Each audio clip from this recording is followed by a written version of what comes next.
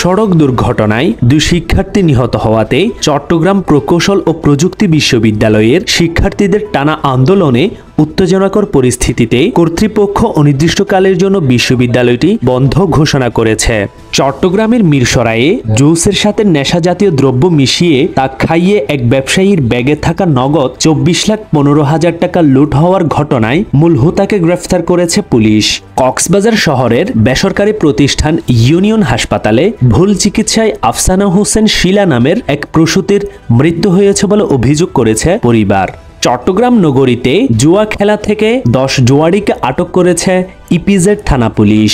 চট্টগ্রামের রাউজানে গাছ কাটতে উঠে নিচে ছিটকে পড়ে চন্দন দে নামে এক শ্রমিকের মৃত্যু হয়েছে।